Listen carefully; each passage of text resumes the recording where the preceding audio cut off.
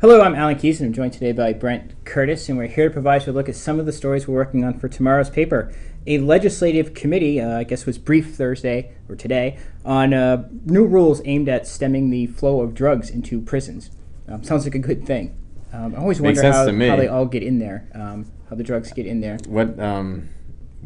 I'd love to be part. I'd love to have listen in on that discussion, and I'm kind of curious about. Me too. I guess there's been lots of issues with the illicit drugs in the prisons and tobacco as well, and other items. So I guess they've come up with some new rules, maybe how to search people when they come in. We'll have that story in tomorrow's paper. Also in tomorrow's paper, we'll have a story on a new documentary coming up about Rutland and the history of Rutland. Gordon Drusilla will have that story. We'll have a story about the Vets Home and a solar project down in Bennington County. And we'll also have a story on, well, at least a photo and a short story on Governor Shumlin and Lieutenant Governor Scott took the bucket challenge for ALS, and they did it in front of the State House, where I guess you have ice water dumped over your head. Yeah, and then you donate $10, but if you don't do it, if you get the challenge and you don't do it, you have to donate $100. Is that how it works? I'm not exactly sure how it all works, but a lot of people are doing it lately. Yeah, I've seen videos of a few folks doing it. It looks refreshing. It certainly looked refreshing for Peter Shumlin and for Lieutenant Governor Scott. They each had, from looking at it, two buckets of cold water and ice dumped on them. So we have that photo in tomorrow's paper, as well as a short story that have the details that you were talking about or asking about. Also in tomorrow's paper will be two stories by Brent Curtis.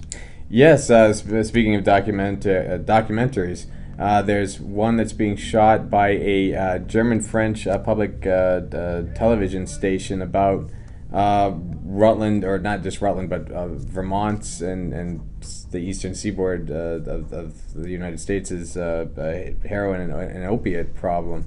There was a French reporter who was over at the Project Vision meeting today at the House Center.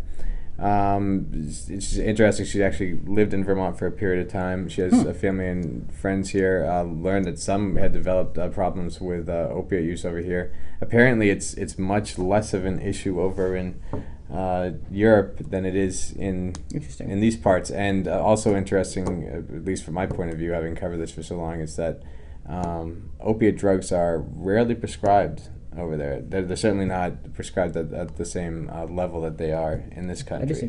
That is interesting. Also working on a story following up on a little bit of a contentious issue between the Open Door Mission and the Westridge Center for Addiction Treatment.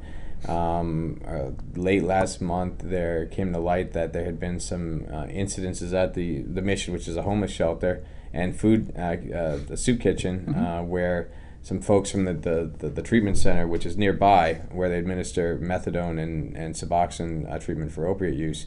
I guess there had been some people that had been coming in and being disruptive, and in at least one case had committed a form of simple assault against one of the staff members.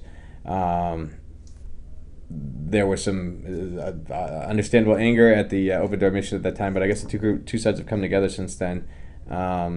Reached more of a mutual understanding that it sounds like they just weren't talking to each other very much before that, and now they're talking, and there have not been any problems since. And great. It's that's good. A happy ending. Good. Well, also in tomorrow's paper, in our People and Places section, we'll have a preview of the Colonial Home Days that's happening in Castleton this weekend. And this is our last show of tomorrow's headlines today in this part of the building, in this little place that's become our studio. The last time any humans will be in this part of the building for a while. The newsroom is moving to the other side of the building, probably starting tomorrow, I guess, is when it should be done. So this is our last show. We've done like hundreds of these for PEG TV and then for our website here.